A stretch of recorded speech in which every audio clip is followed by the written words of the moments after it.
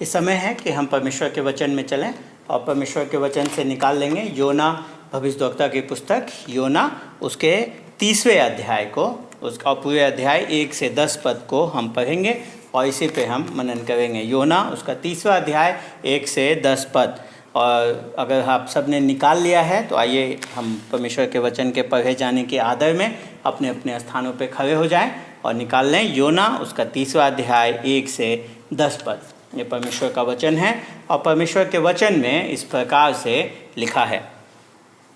तब यहोवा का यह वचन दूसरी बार योना के पास पहुंचा, उठकर उस बड़े नगर निनवे को जा और जो बात मैं तुझसे कहूँगा उसका उसमें प्रचार कर। तब योना यहोवा के वचन के अनुसार निनवे को गया।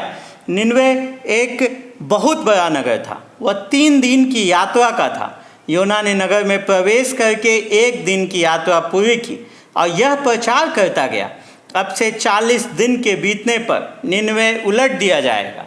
तब निनवे के मनुष्यों ने परमेश्वर के वचन की प्रतीति की और उपवास का प्रचार किया गया और बड़े से लेकर छोटे तक सबों ने टाट ओढ़ा।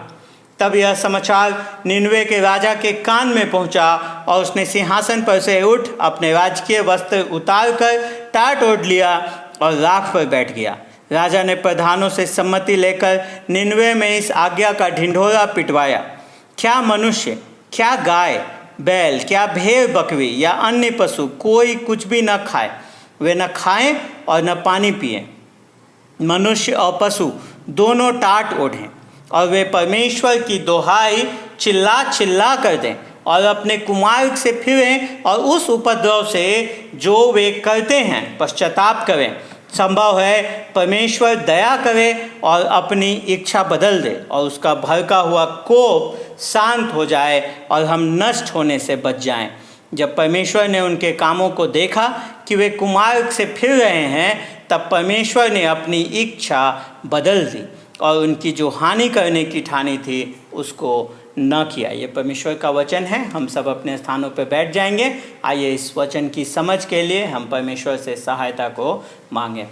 पिताजी, हम धन्यवाद देते हैं आपको आपके वचन के लिए। जब इस वचन को हम सुनते हैं परमेश्वर, इसकी समझ हम सबको दें, तो जो होने दें कि आप हमारे हृदयों को तैयार करें ताकि ये वचन का बीज जब हमारे हृदयों में पड़ता है तो प्रभु जी फल लेकर के आने वाला हो सके और इस वचन के सुनने के द्वारा हम आपकी आवाज़ को सुन सकें, उसे अपने जीवन के लिए समझ सकें और प्रभु जी अपने जीवन में लागू करने वाले हो सकें। होने दे परमेश्वर कि इस वचन के द्वारा हम सब आपके पुत्र प्रभु यीशु मसीह की समानता में एक कदम आगे बढ़ने वाले हो सकें और जो आपकी इच्छा है हमारे लिए प्रभु जी उस इच्छा को पूर्ति के मार्ग पे हम आगे बढ़ने वाले हो सकें, यीशु के नाम से आमीन। क्या कभी ऐसा हुआ है कि परमेश्वर ने आपको स्पष्ट कहा हो कुछ करने को और आपने उसे मना कर दिया हो? मेरा कहने का मतलब है कि आपने परमेश्वर को स्पष्ट रूप से कह दिया हो कि नहीं, जो आप चाहते हैं मुझसे मैं वो नहीं करूँगा। क्या करता है परमेश्वर जब लोग इस प्रकार से उसकी आज्ञा मानने से इनकार कर देते हैं? तो परमेश्वर क्या करता है? यही चीज़ हम योना में देखते हैं। योना पहले अध्याय में हमने देखा था कि योना को परमेश्वर ने एक कार्य दिया था निनवे नगर को जाने का, प्रचार करने का, लेकिन योना ने परमेश्वर के कार्य को करने से, उसकी आज्ञा को मानने से इनकार कर दिया और वो निनवे के ठीक विपरीत तरसीस जाने को चला। हम देखते हैं कि मार्ग में परमेश्वर ने कई दुश्वारियों को भेजा और वो पकड़ा गया और एक जब वो पकड़ा भी गया कि वो परमेश्वर से भाग रहा है और तब जब नाविकों ने उससे पूछा कि हम क्या करें तुम्हारे साथ कि ये आंधी ये तूफान ठहर जाए, थम जाए, तो भी उसने पश्चाताप करने से मना कर दिया और उसने कहा कि मुझे समुद्र में फेंक दो और ये तूफान रुक जाएगा। हम देखते हैं कि नाविकों ने उसे समुद्र में फेंक दिया और वो समुद्र में गिरने के बाद भी हम देखते हैं कि परमेश्वर ने उसे छोड़ा नहीं,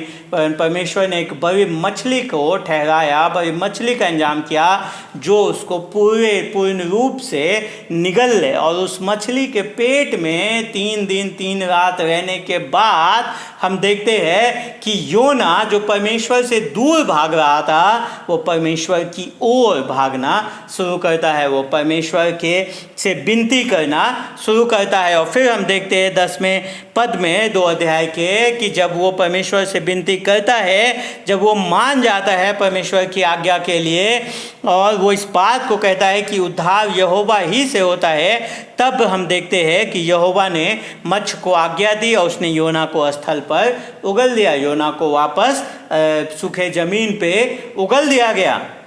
और उसके बाद 3 अध्याय का पहला पद शुरू होता है जहाँ हम देखते हैं तब यहोवा का यह वचन दूसरी बार योना के पास पहुंचा। यहोवा का ये वचन दूसरी बार योना के पास पहुंचा। आप देखिए कि मैंने सवाल पूछा था कि जो लोग परमेश्वर की अवज्ञा करते हैं, उसके कार्य को करने से मना कर देते हैं, उनके साथ परमेश्वर क्या करता है।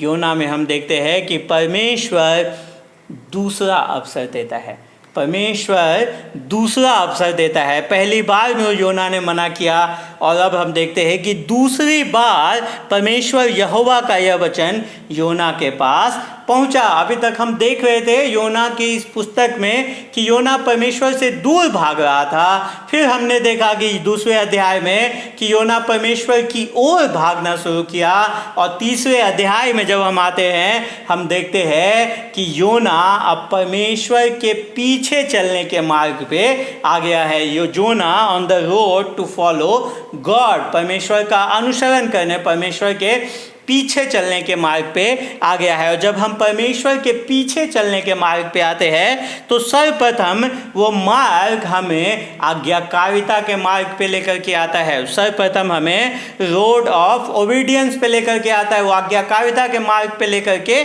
आता है। तीसरे और चौथे पद में हम इसी बात को देखते हैं कि तब योना यहोवा के वचन के अनुसार निनवे को गया। हम देखते हैं कि अभी तक वो भाग रहा था, पर जब उसने परमेश्वर के पीछे चलने के मार्ग पे आ गया, जब वो परमेश्वर का अनुसरण करने के मार्ग पे आ गया, तो हम देखते हैं कि वो आज्ञाकारिता के मार्ग पे आता है। जहाँ परमेश्वर ने उसको जाने को कहा वहीं पे वो हम देखते हैं कि वो जाता है और निनवे को जाता है। और निनवे का जिक्र यहाँ पे आता है कि वो बहुत बड़ा नगर था। एक बार नहीं, 2 बार परमेश्वर इस वचन में निनवे को बड़ा नगर कहता है। क्यों बड़ा नगर कहता है परमेश्वर निनवे को? शायद जो उसकी भौगोलिक स्थिति थी, जो उसका आकार था, शायद उसके लिए, क्योंकि परमेश्वर के वचन में लिखा है कि वो 3 दिन की यात्रा का था, इसका मतलब बड़ा नगर था। पर साथ ही साथ हम देखते हैं कि 4 अध्याय के 11 पद में जब परमेश्वर कहता है कि वो बड़ा नगर निनवे, तो परमेश्वर उसका बताता है कारण, क्योंकि उसमें 1,20,000 से अधिक मनुष्य हैं। तो जो उसकी आबादी है,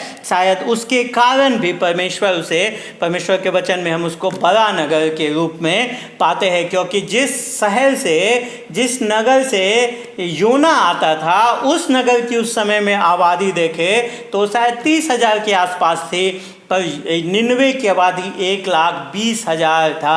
मतलब 1,20,000 से ज़्यादा ऐसे लोग जो परमेश्वर के समरूप और समानता में रचे गए हैं, वो वहाँ पे थे। हम देखते हैं, इसलिए परमेश्वर निनवे को, योना को जाने को कहता है। और योना जब परमेश्वर के अनुसरण के मार्ग पे आता है, उसके पीछे चलने के मार्ग पे आता है, तो आज्ञाकारिता के मार्ग से होकर के निनवे, जहाँ परमेश्वर जाने को कहता है, वहाँ जाता है। और सिर्फ जाता ही नहीं है, चौथे पद में हम देखते हैं कि योना ने नगर में प्रवेश करके 1 दिन की यात्रा पूरी की और यह प्रचार करता गया, अब से 40 दिन के बीतने पर निनवे उलट दिया जाएगा।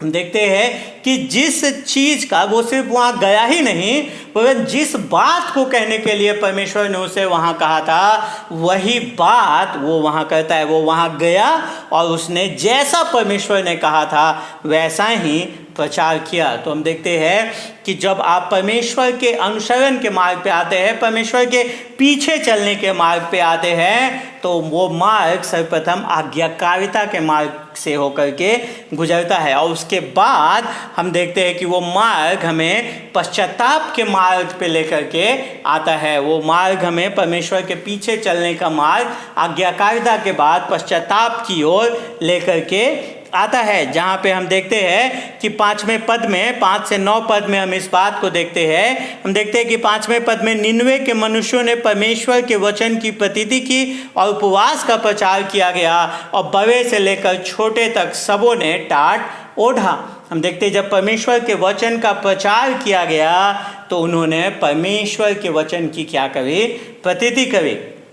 मेरे प्रियो, बाइबल इस बात को बार बार स्पष्ट रूप से कहती है कि परमेश्वर के वचन जो है, परमेश्वर का वचन जो है वो कभी खाली नहीं लौटता है, वो अपने कार्य को पूरा करता है। और हम देखते हैं कि वो या तो उसके सुनने वाले अपने हृदय को नम्र कर उस पर विश्वास करते हैं, और या फिर अपने हृदय को कठोर कर उससे दूर हो जाते हैं, उस पर अविश्वास करते हैं, उस पर विश्वास नहीं करते हैं। और अगर आप लेकिन परमेश्वर के वचन का प्रचार कर सुनने पे अगर आप उस पर विश्वास करते हैं तो आप परमेश्वर पे विश्वास करते हैं। निनवे में योना ने परमेश्वर का वचन का प्रचार किया और लोगों ने उसकी प्रतीति की, परमेश्वर के वचन पे विश्वास किया। और हम देखते हैं कि जब हम कहते हैं कि हम परमेश्वर में विश्वास करते हैं, उसके वचन में विश्वास करते हैं, तो कुछ न कुछ वो वचन में विश्वास, वो परमेश्वर में विश्वास हमारे कार्यों में झलकता है। और यहाँ भी हम देखते हैं कि निनवे के लोग उपवास और टाट ओढ़ना, दो कार्य को वो करते हैं। क्यों? क्योंकि अभी अभी उन्होंने परमेश्वर के दूत के द्वारा, भविष्यद्वक्ता के द्वारा आने वाले न्याय के बारे में सुना कि 40 दिन बीतने पे निनवे पलट दिया जाएगा, निनवे उलट दिया जाएगा। और अगर आप परमेश्वर के वचन में विश्वास करेंगे तो अवश्य है कि आपके कार्यों में, आपके जीवन में वो विश्वास दिखाई देगा। एक वाक्य का उपदेश वहाँ पे दिया गया और हम देखते हैं कि पूरा शहर अपने घुटनों पर आ गया परमेश्वर के सामने। और सिर्फ पूरा शहर ही नहीं, वरन हम देखते हैं कि राजा तक, 6ठे पद में हम देखते हैं कि राजा ने जब इस बात को सुना तो वो भी परमेश्वर के वचन की उसने भी क्या करी? प्रतीति करी। वो भी परमेश्वर के वचन पे क्या करता है? विश्वास करता है। और जो वो आगे करता है वो हमें पश्चाताप की एक तस्वीर को हमारे सामने प्रस्तुत करता है। हम देखते हैं कि सर्वप्रथम वो अपने आप को क्या करता है? दीन करता है। पश्चाताप में जो हमें दीन करने की आवश्यकता है वो दीन करता है। वो राज सिंहासन पर से उठ जाता है, वो अपना राजकीय सिंहासन छोड़ देता है। कहने का मतलब है कि वो जो उसका नियंत्रण है, वो नियंत्रण वहाँ पे जो उसका अधिकार है, उस अधिकार को वहाँ छोड़ रहा है। वो सिंहासन ही नहीं वरन राजकीय वस्त्र भी उतार देता है। अपने आप को वो नम्र कर रहा है, अपने आप को और नीचा कर रहा है और टाट ओढ़ लेता है। टाट ओढ़ कर अपने लोगों के साथ, जो उनके लोग पहले से टाट ओढ़े थे, उनके साथ अपने आप को चिन्हित करता है। और हम देखते हैं कि राख पर बैठ जाता है। एक निनवे के जैसे साम्राज्य जो था उस समय में, उस राजा के लिए, सामर्थ्य राजा के लिए ऐसा करना ये एक दीनता का उदाहरण है। वो अपने आप को दीन बनाना का उदाहरण है। वो हम देखते हैं कि वो राजा अपने आप को क्या करता है? सर्वप्रथम दीन करता है। पश्चाताप में जो दीनता की आवश्यकता है हमें, वो दीनता को लेकर के यहाँ पे तस्वीर प्रस्तुत करता है। पर 7वें पद में हम देखते हैं कि उससे बढ़ के वो उसके प्रति कायरता को भी दिखाता है, क्योंकि हम देखते हैं कि एक आज्ञा का ढिंढोरा पिटवाया जाता है। और आज्ञा क्या है? सिर्फ राजा ही नहीं वरन वो इसमें अपने तमाम अधिकारियों को, अपने तमाम प्रधानों को भी इसमें शामिल करता है और आज्ञा देता है कि कोई कुछ नहीं खाएगा, चाहे वो मनुष्य हो चाहे वो पशु हो, न खाएगा न पिएगा। वो हर एक जीवित प्राणी जो उस देश में, उस नगर में था, उसके लिए घोषणा की गई कि वो न कुछ खाएगा न पिएगा। हम देखते हैं कि वो अब उसके प्रति जो उनका कन्विक्शन है, जो कायरता है, विश्वास है, उसको दिखाता है। और फिर हम देखते हैं 8वें पद में वो पश्चाताप में जो परमेश्वर की दुहाई देनी है, परमेश्वर से विनती करनी है, वो वहाँ दिखा है कि वो परमेश्वर की दुहाई चिल्ला चिल्ला कर दें। और जो एक परिवर्तन की मांग है, पश्चाताप में मुड़ जाना है, 180 डिग्री पे वापस होने का जो मार्ग है, परमेश्वर की ओर फिरने का जो मार्ग है, उसका भी यहाँ पे चिन्हित हम देखते हैं कि वो तस्वीर प्रस्तुत करता है। वो कहता है कि वो अपने कुमार्ग से फिरे और उस उपद्रव से जो वो करते हैं, वो उस कुमार्ग से जो भी बात परमेश्वर के वचन के विरुद्ध है और या जो बात आपके विवेक के विरुद्ध है, उससे वो हटें। और साथ ही साथ जो उपद्रव वो करते हैं, उपद्रव जिस उपद्रव के लिए निनवे के लोग, असुर देश के लोग जाने जाते थे, उस उपद्रव से वो कहते हैं कि अब फिरने का समय आ गया है, अब नहीं करना है, एक परिवर्तन का समय आ गया है, राजा कहता है। और राजा क्यों ये आज्ञा देता है? क्या उसको पूरा विश्वास है कि परमेश्वर ऐसा करने से निनवे को छोड़ देगा, निनवे बच जाएगा? किस प्रेरणा में आकर के वो इस बात को कहता है? हम देखते हैं 9वें पद में वो कहता है कि परमेश्वर दया करे। संभव है कि परमेश्वर दया करे। वो परमेश्वर के जो चरित्र है उसको थामता है, पश्चाताप में इस बात को दिखाता है कि हमारे कार्यों से नहीं परमेश्वर अपने उद्धार को हमें देगा, हमें बचाएगा, वरन संभव है परमेश्वर दया करे। वो परमेश्वर का जो चरित्र है उसको थामता है, परमेश्वर के दया को पकड़ता है और कहता है अपने आप को और अपने पूरे नगर को परमेश्वर के दया के ऊपर रख देता है। देखिए, निनवे शहर के पास, निनवे के लोगों के पास परमेश्वर का लिखा हुआ वचन कुछ भी नहीं था, एक पर्ची भी नहीं उनके पास परमेश्वर का लिखित वचन था। लेकिन जब परमेश्वर का वचन उनको बोला गया, जब परमेश्वर का वचन उनको प्रचारित किया गया, जब परमेश्वर के आने वाले न्याय को उनको बताया गया, तो उन्होंने उसमें भी परमेश्वर के आशा को देखा। और एक दुष्ट शहर, एक उपद्रवी शहर, जब उसको परमेश्वर का वचन मिलता है तो उस पर विश्वास करता है। और जब वो विश्वास करता है तो हम देखते हैं कि वो विश्वास एक परिवर्तन को लेकर के आता है। वो विश्वास एक परिवर्तन को लेकर के आता है। तो योना 3 में हमने देखा था, हमने बताया आपको कि योना अब परमेश्वर के पीछे चलने के मार्ग पे है। और जो परमेश्वर के पीछे चलने का मार्ग है, हमने देखा सर्वप्रथम कि वो आज्ञाकारिता के मार्ग पे लेकर के आता है, उसके बाद वो हमें पश्चाताप के मार्ग पे लेकर के आता है। और जो अब हमें आगे तीसरे बिंदु में हम देखते हैं कि हमें उस मार्ग पे लेकर के आता है जहाँ पे हम परमेश्वर के अनुग्रह को देखते हैं।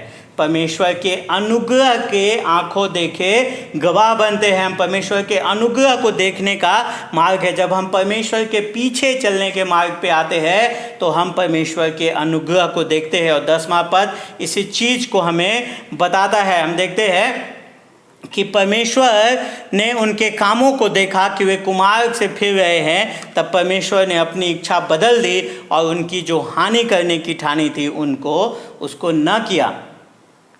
परमेश्वर ने अपने लिए लोगों को चुना है, पर सिर्फ परमेश्वर ने अपने लिए लोग ही नहीं चुने हैं, वरन वो लोग परमेश्वर के पास कैसे आएंगे उसके मार्ग को भी चुना है। परमेश्वर उन तक कैसे पहुँचेगा उसको भी चुना है, जिसमें कि परमेश्वर के वचन का प्रचार किया जाना, सुसमाचार का प्रचार किया जाना और उसके लोग जो दूसरों के लिए प्रार्थना करते हैं वो शामिल है। और जब हम परमेश्वर के वचन का प्रचार करते हैं और प्रार्थना करते हैं तो हम देखते हैं कि लोग पश्चाताप करते हैं। और जब लोग पश्चाताप करते हैं तो परमेश्वर अपने अनुग्रह में उनको देता है इस प्रकार से सामर्थ कि वो अपने कुमार्ग से फिर सकें। वो परमेश्वर उनको सामर्थ देता है कि वो पश्चाताप करें। और फिर जब वो पश्चाताप करते हैं तो परमेश्वर उन्हें क्षमा करता है। जितने लोग प्रायश्चित करते हैं, जितने लोग पश्चाताप करते हैं, परमेश्वर उसको क्षमा करता है। और 10वें पद में हम इसी चीज़ को होते हुए देख रहे हैं। लेकिन जब 10वां पद कहता है कि परमेश्वर ने अपनी इच्छा बदल दी, तो क्या कहना चाह रहा है? क्या ऐसा है कि परमेश्वर के पास एक प्लान ए था और फिर जब ये बात हो गई तो परमेश्वर प्लान ए से निकल करके प्लान बी पे आ गया? नहीं, जब भी बाइबल में हम इस प्रकार से लिखा हुआ देखते हैं कि परमेश्वर ने अपनी इच्छा बदल दी, तो हम इसको सही ढंग से समझ नहीं पाते हैं। हम जो सीमित दिमाग के लोग हैं वो हम यही सोचते हैं कि परमेश्वर ने इच्छा बदल दी है, जो परमेश्वर करने जा रहा था वो नहीं कर रहा है। जब भी हम देखते हैं कि जो परमेश्वर ने कहा करने को और वो नहीं करता है, तो हम सोचते हैं कि परमेश्वर ने अपनी इच्छा को बदल दिया है। जबकि हमें योना 4 अध्याय उसका 2 पद जैसा कहता है, उस चीज़ को पहचानने की आवश्यकता है। क्योंकि योना कहता है कि जब मैं अपने देश में था, क्या मैं यही बात न कहता था? इसी कारण मैंने तेरी आज्ञा सुनते ही तर्शीश को भाग जाने के लिए फुर्ती की, क्योंकि मैं जानता था कि तू अनुग्रहकारी और दयालु परमेश्वर है, विलंब से कोप करने वाला, करुणा निधान है, दुख देने से प्रसन्न नहीं होता है। ये परमेश्वर की पहले से इच्छा थी कि लोग फिरें, लोग पश्चाताप करें और परमेश्वर के अनुग्रह को देखें। यही चीज़ योना उसके 3 अध्याय में 10वें पद में हो रहा है। यही चीज़ हम होते हुए देखते हैं योना उसके 3 अध्याय 10 पद में, जहाँ पे परमेश्वर उसी कार्य को कर रहा है जो उसने पहले अपने वचन में कहा है कि मैं करूँगा। उदाहरण के रूप में अगर हम यिर्मयाह उसके 18 अध्याय 6 से 8 पद को पढ़े, तो वहाँ इस प्रकार से लिखा है, यहोवा की यह वाणी है कि इस कुम्हार के समान तुम्हारे साथ क्या मैं भी काम नहीं कर सकता? देख, जैसे मिट्टी कुम्हार के हाथ में रहती है, वैसे ही हे इस्राएल के घराने, तुम भी मेरे हाथ में हो। जब मैं किसी जाति या राज्य के विषय कहूँ कि उसे उखाड़ूंगा या ढा दूंगा अथवा नष्ट करूंगा, तब यदि उस जाति के लोग जिसके विषय में मैंने ये बात कही हो अपनी बुराई से फिरें, तो मैं उस विपत्ति के विषय जो मैंने उन पर डालने की ठानी थी हो पछताऊंगा। और यही चीज़ को यहाँ पे हम देखते हैं कि जैसा परमेश्वर ने अपने वचन में पहले कह रखा है, वही वो यहाँ पे कर रहा है।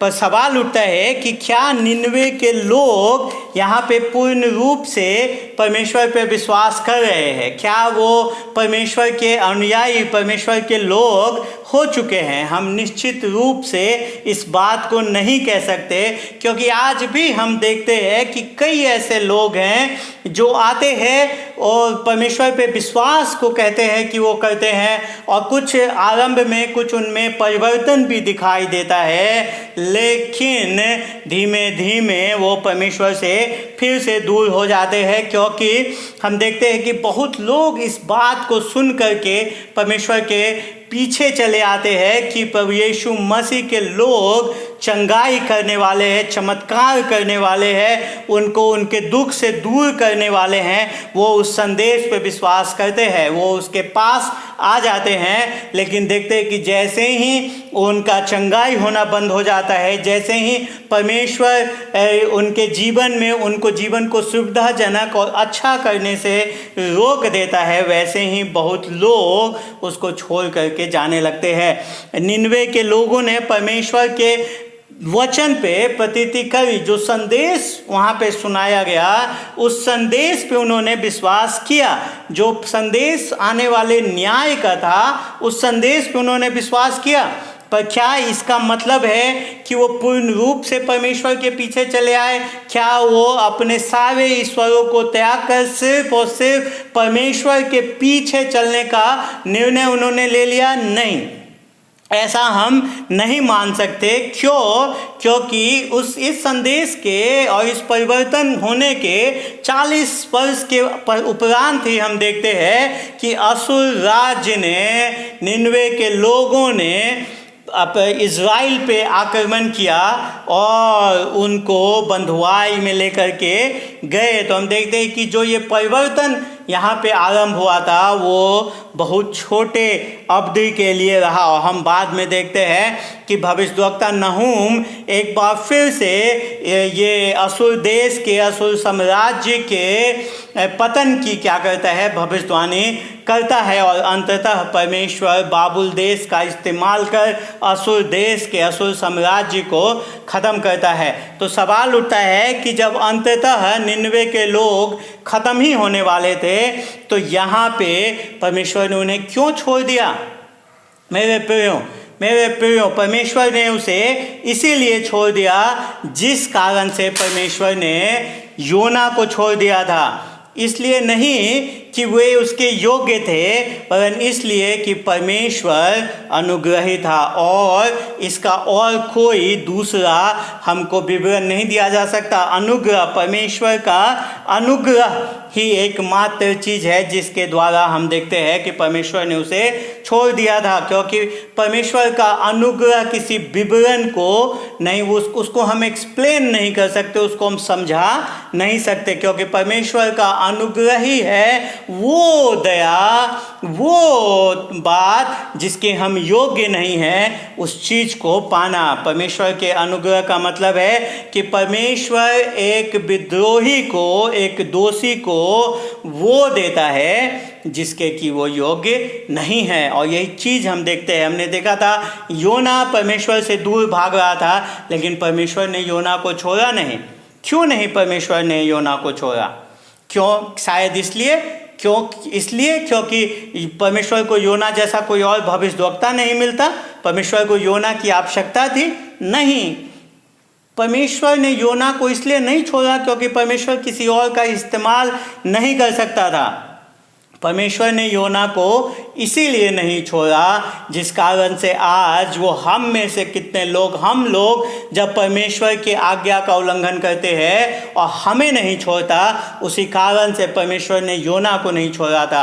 उसी कारण से परमेश्वर देखते हैं कि निन्वे के लोगों पे भी दया करता है। वो सिर्फ और सिर्फ परमेश्वर के अनुग्रह को दिखाता है। और इस पूरे पुस्तक में आप देखिए, पहले अध्याय में भी हम देखते हैं कि परमेश्वर बार बार उन लोगों का ध्यान अपनी ओर खींचता है जो उसके योग्य नहीं हैं। सर्वप्रथम हम देखते हैं कि वो नाविकों का ध्यान अपनी ओर खींचता है।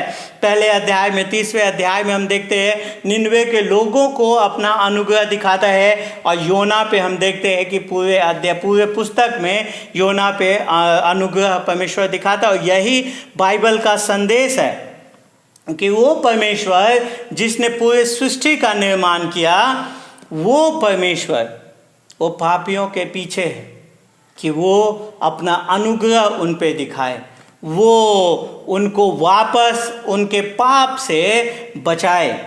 और इसीलिए उसने अपने पुत्र प्रभु यीशु मसीह को इस संसार में भेजा।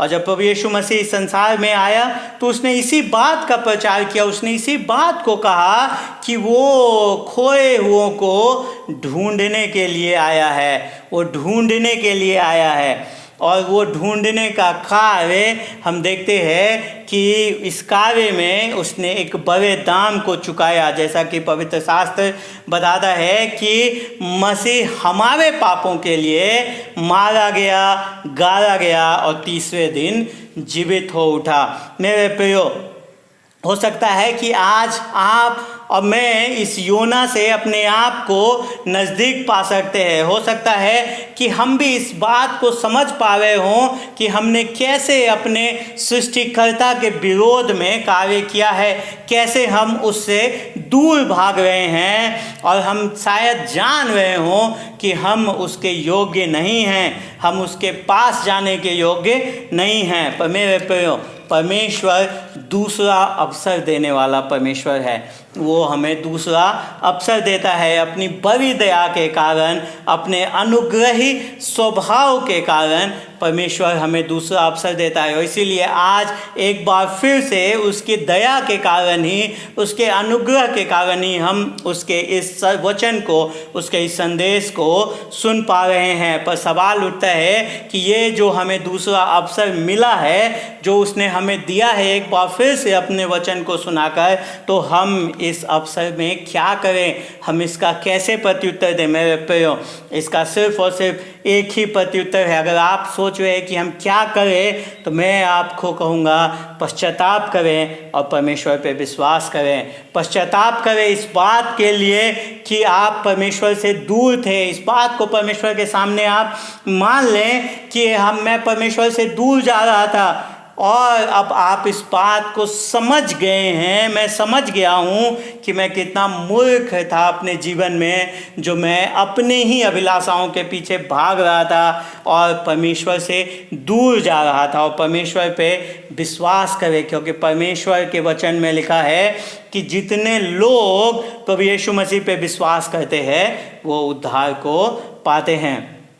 और आप इस बात को परमेश्वर से कहें कि हाँ, परमेश्वर के अनुग्रह में मैं इस बात पे विश्वास करता हूँ, क्योंकि मैं अपने आप को नहीं बचा सकता, सिर्फ और सिर्फ परमेश्वर का अनुग्रह ही है जो मुझे इस समय में बचा सकता है। मैं अपना पूरा भरोसा प्रभु यीशु मसीह पे लेकर के आता हूँ। मैं अपना पूरा भरोसा अपने अनंत जीवन के लिए परमेश्वर के दिए हुए मार्ग पे लेकर के आता हूँ। मेरे प्रियो, जब हम देखते हैं कि परमेश्वर ने योना के साथ क्या किया और परमेश्वर ने निनवे के लोगों के साथ क्या किया, हम देखते हैं कि सिर्फ और सिर्फ परमेश्वर के अनुग्रह को, परमेश्वर के पीछे चलने का जो मार्ग है वो हमें सर्वप्रथम आज्ञाकारिता के मार्ग पे लेकर के आता है, उसके बाद वो पश्चाताप के मार्ग पे लेकर के आता है, उसके बाद वो हमें परमेश्वर के अनुग्रह का गवाह बनाता है। मेरे प्रियो, कोई परमेश्वर के अनुग्रह से दूर नहीं है। परमेश्वर, जो लोग अपने आप कार्यों से बचना चाहते हैं, जो अपने आप को योग्य दिखाना चाहते हैं, उनके पीछे नहीं हैं। जो अपने आप को अच्छा समझते हैं उनके लिए, उनके पीछे नहीं, वरन जो अपने आप को अयोग्य समझते हैं, जो जानते हैं कि वो अपने आप को नहीं बचा सकते, जो परमेश्वर के पास कुछ लेके आने की स्थिति में नहीं है, उनके पीछे परमेश्वर है, वो परमेश्वर के अनुग्रह को पाते हैं। कोई भी व्यक्ति परमेश्वर के अनुग्रह से दूर नहीं है, और परमेश्वर का वचन बताता है कि इस संसार में ऐसा कोई नहीं है जिसको परमेश्वर के अनुग्रह की आवश्यकता नहीं है। हम सब परमेश्वर के महिमा से दूर हैं, हम सबको परमेश्वर के अनुग्रह की आवश्यकता है। और हम देखते हैं कि वो अनुग्रह किस माध्यम से हमारे पास पहुंचता है, तो वो अनुग्रह परमेश्वर के वचन के माध्यम से हम तक पहुंचता है। परमेश्वर का वचन के माध्यम से योना ने जब परमेश्वर के वचन का प्रचार किया, तो उसके बाद निनवे के लोगों ने परमेश्वर के अनुग्रह को देखा, परमेश्वर के अनुग्रह को के वो गवाह हुए। मेरे प्रियो, परमेश्वर का वचन जो है उसमें जीवन देने की सामर्थ है, क्योंकि यही वो तलवार है जिसका पवित्र आत्मा इस्तेमाल करता है, जो पाप के विरुद्ध युद्ध है, उसके विरुद्ध पर हम, इसलिए हम बार बार इस बात को कहते हैं कि अपने आप को परमेश्वर के वचन में बनाए रखें। इसलिए आवश्यक है कि हम परमेश्वर के वचन को प्रत्येक दिन अपने जीवन में आने दें, और इस बात को भी सुनिश्चित करें कि हम परमेश्वर के वचन के साथ लोगों तक पहुंच रहे हैं, ताकि वो भी परमेश्वर के अनुग्रह के गवाह हो सकें। मेरे प्रियो, परमेश्वर के पीछे चलने का मार्ग हमें आज्ञाकारिता, पश्चाताप और परमेश्वर के अनुग्रह का गवाह के मार्ग पे, गवाही के मार्ग पे लेकर के जाता है। परमेश्वर हम सबको आशीष दे। आइए हम प्रार्थना करें। पिताजी, हम धन्यवाद देते हैं कि आप अनुग्रहकारी परमेश्वर हैं, आप दयालु परमेश्वर हैं, आप विलम्ब से कोप करने वाले करुणा निधान हैं। प्रभु जी, हम जानते हैं कि जीवन में कई बार हम आपसे दूर भागते हैं। जो हमारी नैसर्गिक प्रतिक्रिया है अपने जीवन में, जो हमारी नैसर्गिक प्रत्युत्तर है, वो प्रभु जी आपसे दूर भागने का है। पर हम धन्यवाद देते हैं कि आपने अनुग्रह में आप हमें छोड़ नहीं देते हैं परमेश्वर, वरन आप हमें पीछे रहते हैं, ताकि प्रभु जी हम आपकी ओर फिर सकें और अंततः आपके पीछे चलने वाले हो सकें। होने दे परमेश्वर, जब हम इस वचन को हमने सुना है प्रभु जी, और हमने देखिए हम इस वचन को सिर्फ सुनने वाले न रह जाएं, वरन इस पर चलने वाले हो सकें। और प्रभु जी आपका वचन के सुनने के द्वारा हम भी उस मार्ग पर आ सकें जो मार्ग आपके पीछे होता है, जो मार्ग आपके अनुसरण का मार्ग है। और प्रभु जी आप हमें सामर्थ्य दें कि हम इस मार्ग में आ सकें और उस आज्ञाकारिता, उस पश्चाताप और उस अनुग्रह के गवाह हो सकें। प्रभु यीशु मसीह, हम प्रार्थना को आपके नाम से मांग लेते हैं, आमीन। ये समय है कि हम आशीष वचन के लिए अपने अपने स्थानों पे खड़े हो जाएंगे।